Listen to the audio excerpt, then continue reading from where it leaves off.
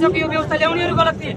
म 7 वर्षको हुँदा वामदेव गौतम लिम्बुडेको कुरा आज म कति बिर्सेन। कुन चाहिँ पम्पादेवी शाहको नाममा रहेछ पैसा आज घुमाएर आउँदाखेरि बाबुराम भट्टराईले प्रचण्डको नाम अरबौँ रुपियाँ छ भने कि भनेन?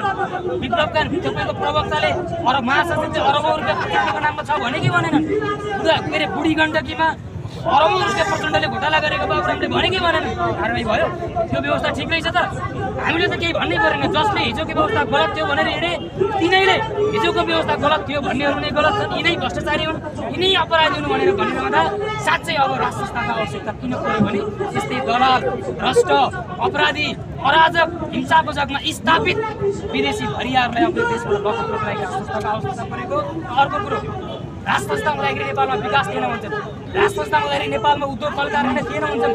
आज पञ्चायतले खोलेका उद्योग कल कारखानाहरू बन्द गरेको, आज महेन्द्र राजमार्गमा पूर्व मेचीदेखि पश्चिम महाकाली हामी हिँडेका छौँ, त्यो प्रचण्डले बनाएको बाटो हो, त्यो शेरबहादुर देउवाले बनाएको बाटो हो। आज चिनी मिलहरू, तपाईँको जुट मिलहरू राजाले बनाएका थिएनन्। आज तपाईँको कागज कारखाना राजाले बनाएको थिएन। आज विश्वमा पुगेको नेपाली जुत्ता कारखानाको अवस्था के छ? धेरै ठुलो कुरा नगरौँ। यही पछाडिपट्टि अनामनगरको सिंहदरबार वैद्य खानाको अवस्था के छ? आज नेपालीहरूले बिरामी भएर उपचार गर्नको लागि इन्डियाबाट ल्याएको औषधि खानुपर्छ। सिंहदरबार वैद्य खानाको किन काङ्ग्रेस र कम्युनिस्टले ल्याएको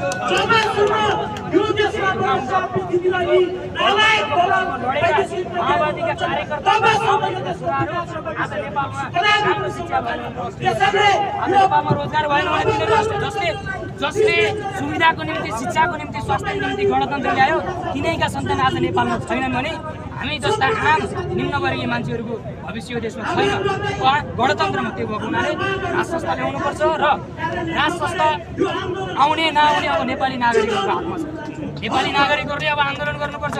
हामीले राप्रपालाई मात्रै ठेक्का दिएर अथवा अस्ति बनेको त्यो संयुक्त जनआन्दोलन कमिटीलाई मात्रै ठेक्का दिएर हुँदैन। अब घरबाट नेपाली सडकमा आउनुपर्छ र राज संस्थाको पक्षमा लड्नुपर्छ। किनभने हामीले देख्यो त यो 18-19 वर्षमा गणतन्त्रले के गर्यो, अरबौँ फेरि लगायो।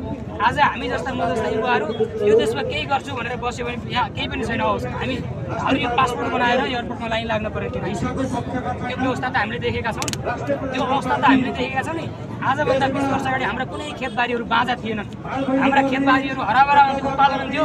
म स्कुल पढ्दाखेरि 4 कक्षामा पढ्दाखेरि म रेड क्रसको समितिमा बसेर हामीले भूकम्प पीडित विश्वका अन्य देशहरू बाढी पीडितहरूलाई हामीले अन्न स्कुलमा उठाएर पठाएका थियौँ रेड क्रस मार्फत। आज हामी भिख मागेर खाने भइसक्यो। कसले बनाएर गणतन्त्रले बनाएको भएको हुनाले यो व्यवस्था जसरी पनि अन्त्य हुन जरुरी छ। हामी जस्ता युवाहरू कतिले गाली गर्छन्, यो मण्डली पञ्चे मण्डलीहरू बुढापाकाहरू हुन्छन्। म त अनि 62-63 जना नेपाली काङ्ग्रेसको परिवारको जन्मेको मान्छे म